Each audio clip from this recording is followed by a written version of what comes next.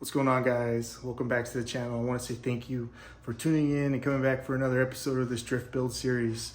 So the reason why the motor has not come out yet, or the transmission, is because I do not have a cherry picker or an engine stand. Now, I'm waiting to get one, or trying to find a friend who has one to come over so we can get it done. But in the meantime, I will be gutting the dash. So that's what we're gonna be doing today. I'm gonna show you guys how to get that done. And that way we can just move along this little process, knock out little things at a time, and eventually we'll get there. But let's go. All right, first things first.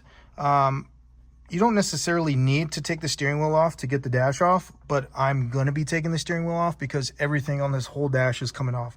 All right, so for the steering wheel, all you need is a flathead. It's gonna push a little prong in right here, as well as on the bottom of the steering wheel going up, and on the opposite side coming this way. But I only have one hand, so I'm gonna do it off camera. I had to switch seats. When you pop all three of those springs out, the airbag will come out. And before you do this, make sure you have your battery unhooked. Obviously mine's already unhooked because the motor is gonna be coming out. You don't want this airbag to pop off in your face. You're gonna take these two clips out and this wire right there. Next thing you wanna do is grab a 17mm socket and loosen up the nut that's in the middle of the steering wheel. Don't take it off all the way. So you gotta yank the steering wheel off and loosen it just like that. If you heard it click, now that nut is loose. You don't want the steering wheel to smack you in the face. Boom. Now be careful that clock spring and these wires. Do this carefully, preferably with two hands. And boom, steering wheel is out. All right, so the next thing I did was remove these A-pillars. And does anyone know an easier way to take off the pillars with these stupid straps? Because they're so annoying and I cannot figure it out. Please, in the comments, if anyone knows how to take this off easier. I'm over here struggling, twisting and turning, and barely got it out after 10 minutes. So next thing is to take this piece off. You can just use your hands. Easy. Next is this piece.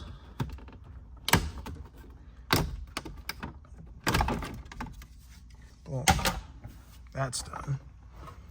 Now we're going to take the radio out. It should be a 10mm here, and another one right there. Okay, so the radio's out, and this looks like a terrible hazard, fire hazard. What the heck is going on here? Okay, well, radio's out. That's all gonna come out. Next is gonna be these knee pads off. So these screws will get these knee pad off, and then we'll be able to access the clips to pull this guy out. So let's hit that. And these guys will just pull off like that.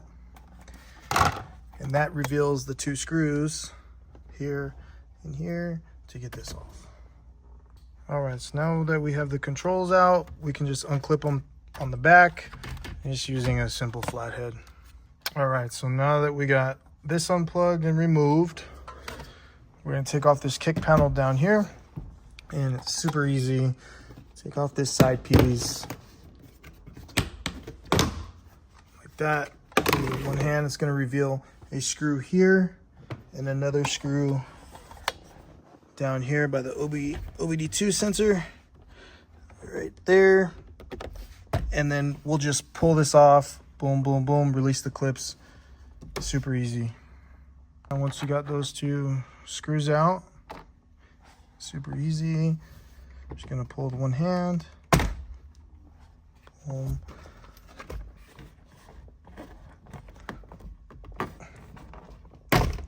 Boom. Just make sure you unplug these wires so you don't pull them. Well, now that that kick panel's off, we're gonna go ahead and take the cluster out. little screw right here. There we go.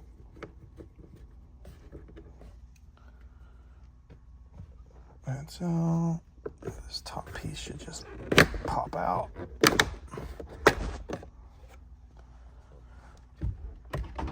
That will reveal 2 more screws up at the top.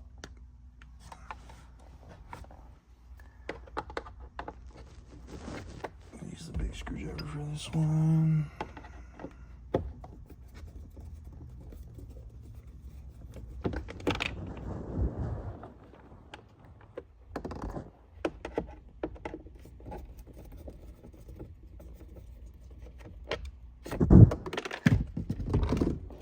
This little piece will pop out. There we go.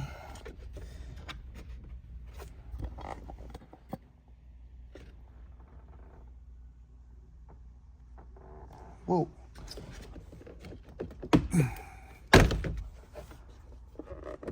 All right.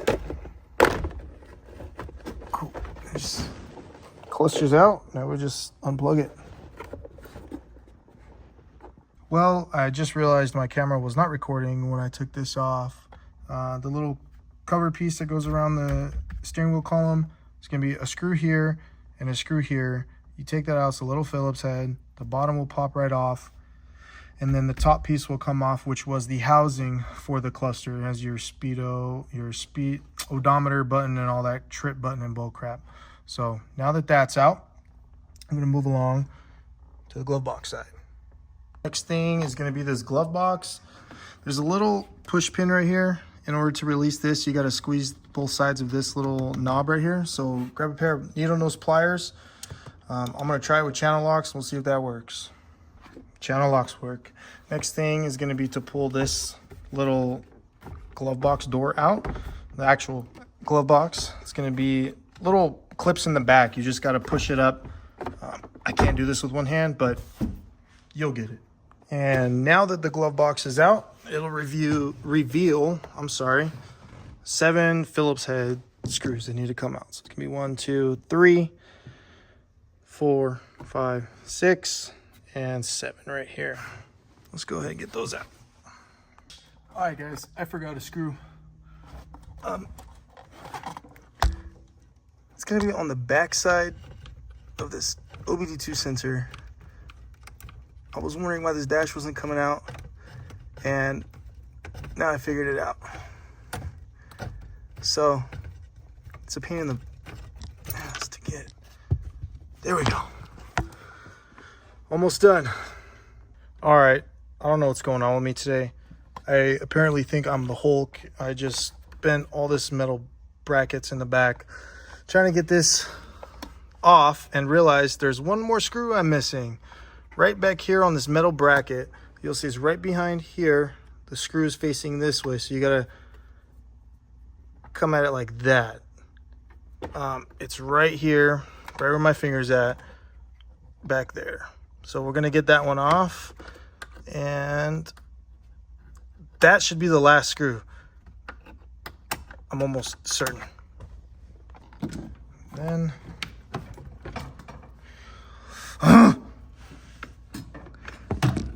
okay. This plug.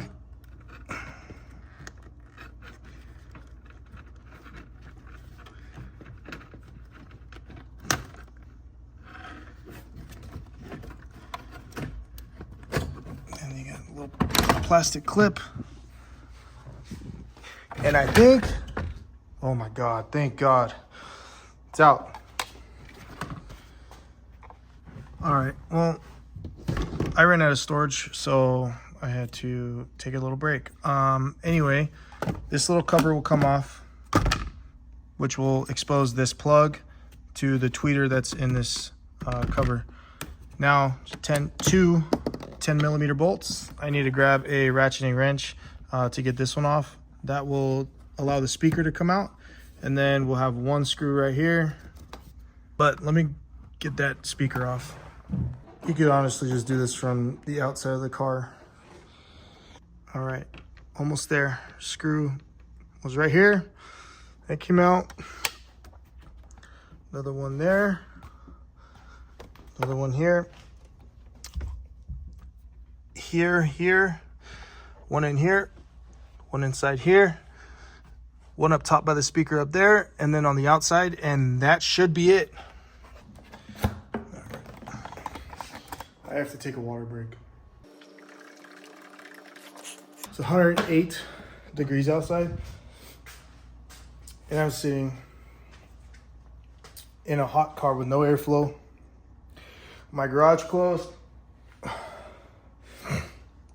Trying to get this out. So I got 1, 2, 3, 4, 6 screws left. Let's get this mug out.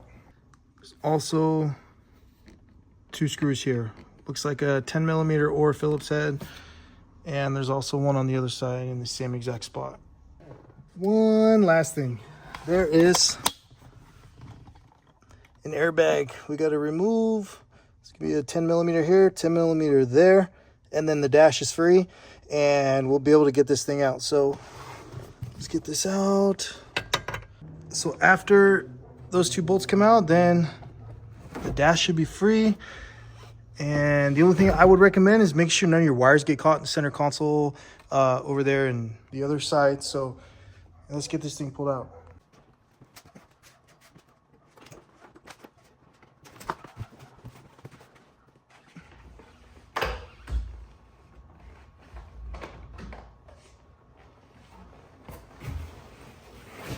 All right, we got it.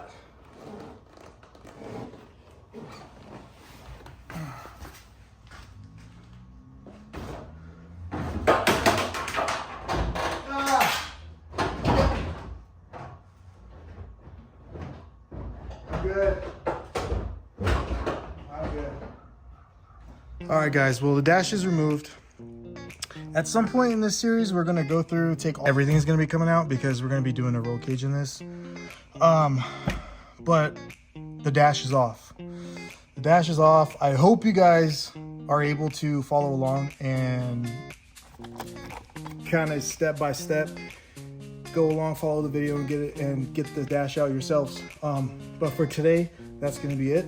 Go ahead and like the video if you guys like the video. Comment on the video what you guys want to see specifically, what I need to work on, whatever. Even chit chat, I'm down to say what's up. But definitely stay tuned, guys, for the next episode in this build series. And I hope you guys have a great rest of your day. God bless. Peace.